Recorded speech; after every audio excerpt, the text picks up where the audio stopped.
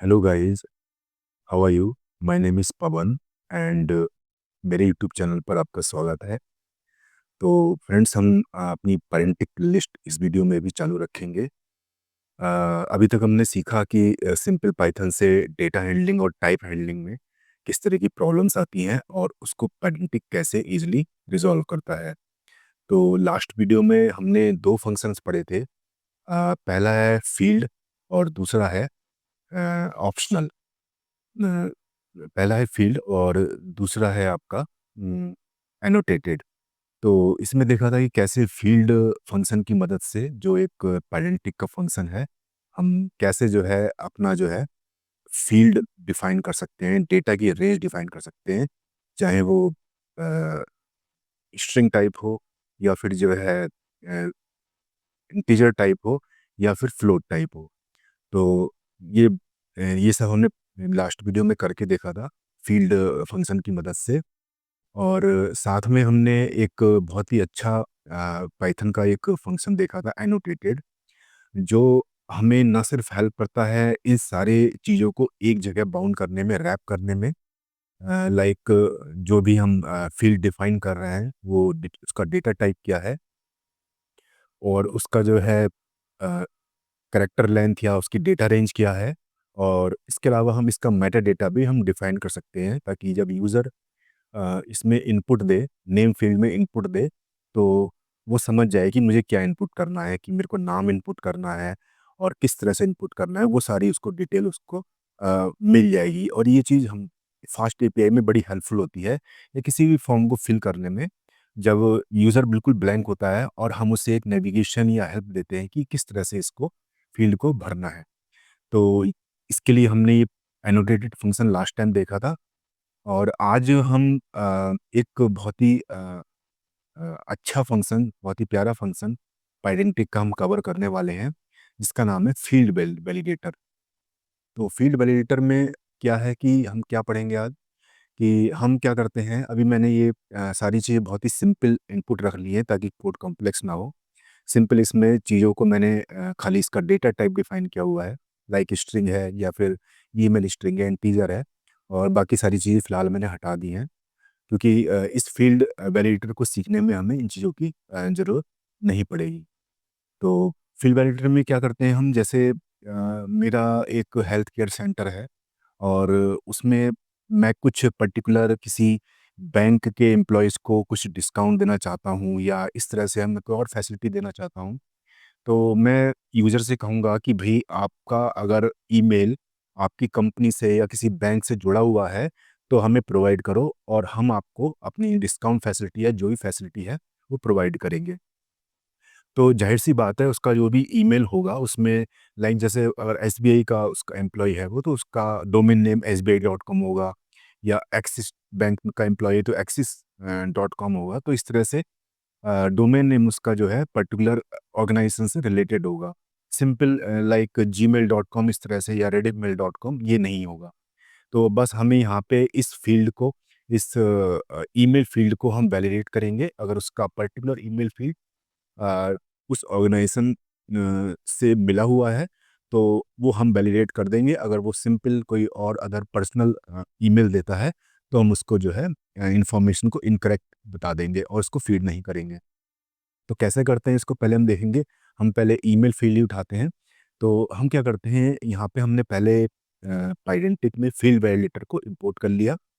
और उसके बाद यहाँ पे हम क्या करते हैं, सारा हमने डेटा जैसे यहाँ पे डिफ़ाइन किया हुआ है।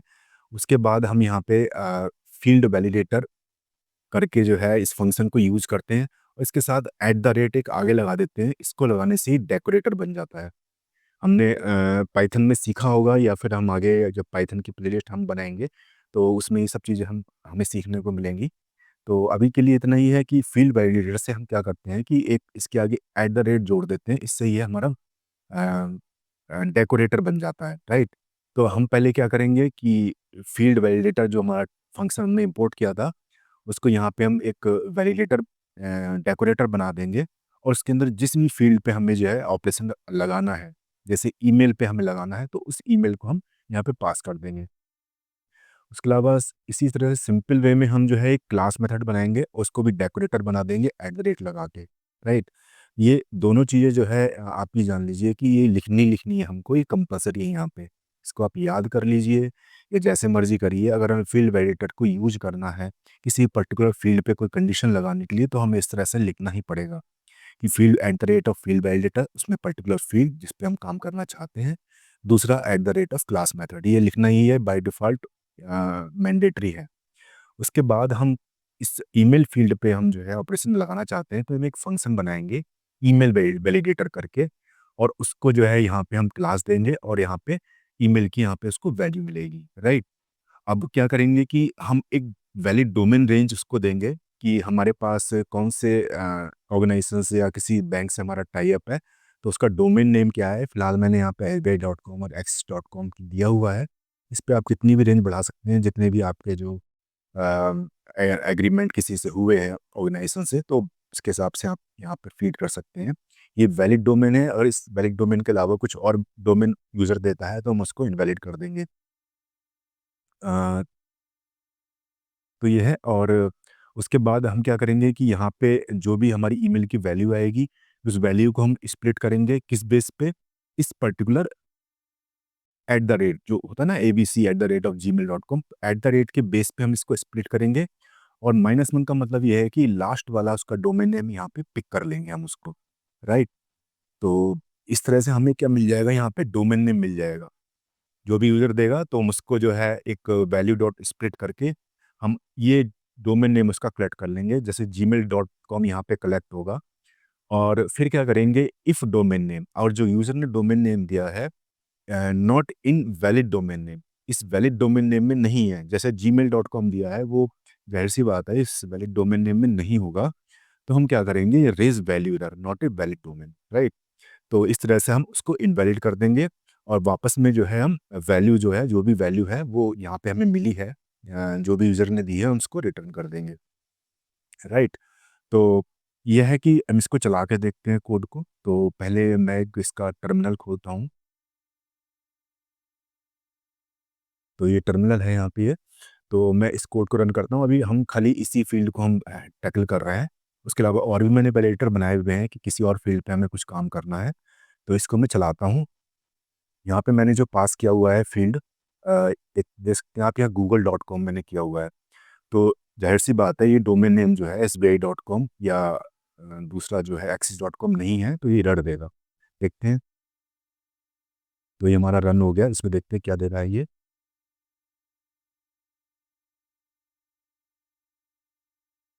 तो इसने जो है हमें एरर दे दिया है। इसने ईमेल में कहा है कि value error not a valid domain name, right. तो इस तरह से हम एरर दे देगा और हमारी वैल्यू एंटर नहीं करेगा। इसकी जगह अगर हम कोई वैलिड डोमेन जो हमारा डिफाइन है उसको देते हैं, लाइक यहाँ पे मैं अगर sbi.com कर देता हूँ, SBI, राइट। मैं इसको सेव करता हूँ। अब देखिए जब ये लेगा तो उसको ये वैलिडेट कर देगा। तो यहाँ पे आप देखिए, इसने जो है इसको वैलिडेट कर दिया है, और यहाँ पे प्रिंट करके भी इसने दे दिया है। तो आप देख सकते हैं कि हमने एक तरह से यहाँ पे एक वैलिडेशन लगा दिया है कि अगर एक ईमेल जो है एक पर्टिकुलर डोमेन नेम का कंटेन करता है, तभी हमारा ये इंफॉर्मेशन फीड होगी। उसी तरह से हमने एक और बनाया है नेम फील्ड के ऊपर। नेम फील्ड में सिर्फ हमने इतना किया है, सेम मेथड है, सेम तरीका है। इसमें एक फंक्शन बनाया है ट्रांसफॉर्म नेम करके। ये दोनों चीज़ें मैंडेटरी हैं, क्लास लिखना ज़रूरी है यहाँ पे बाय डिफ़ॉल्ट। और वैल्यू वो होगी जो हमें यहाँ से यूज़र देगा वैल्यू हमें। यहाँ पे नेम मिलेगा हमें, और उस वैल्यू को हम जो है अपर, मतलब इसको अपर केस में करके हम रिटर्न कर देंगे।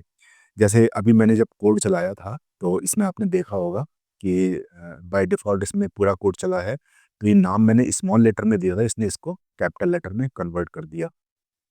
तो यहाँ पे मैंने नाम देखिए यहाँ पे स्मॉल लेटर में दिया था, और इसने जो है इस वैलिडेटर को यूज़ करके, ये नेम वैलिडेटर को यूज़ करके इसने इसको अपर में कन्वर्ट कर दिया है। तो हम इस मतलब डेटा को ट्रांसफ़ॉर्म भी कर सकते हैं।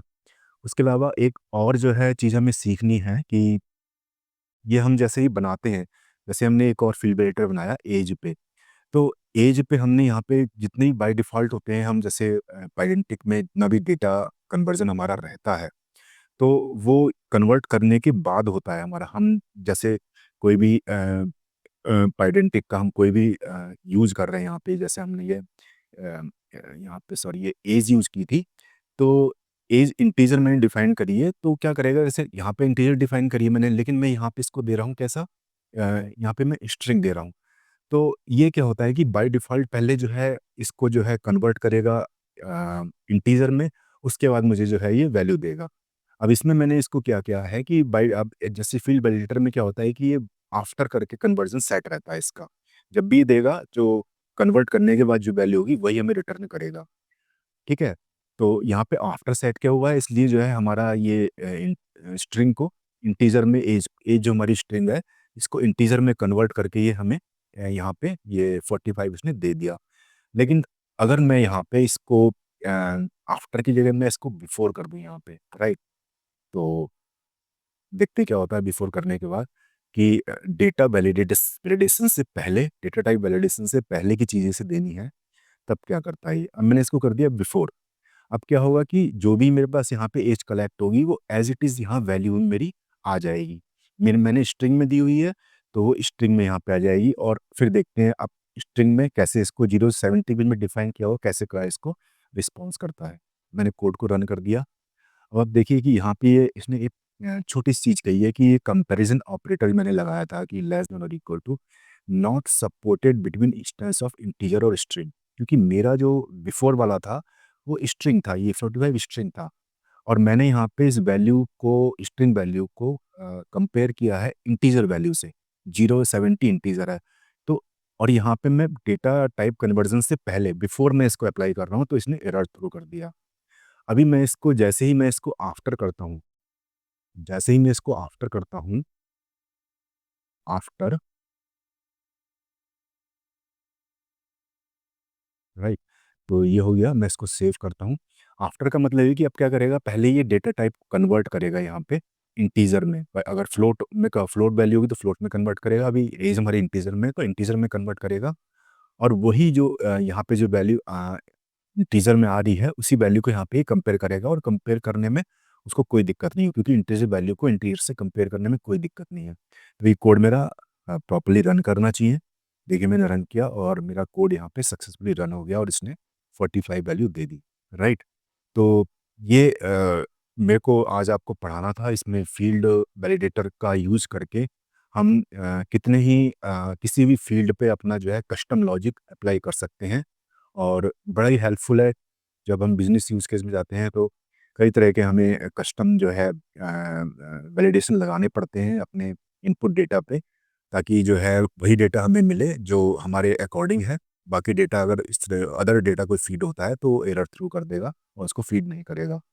तो ठीक है, आपने ये फील्ड वैलिडेटर फंक्शन आज बहुत अच्छे से समझ लिया होगा।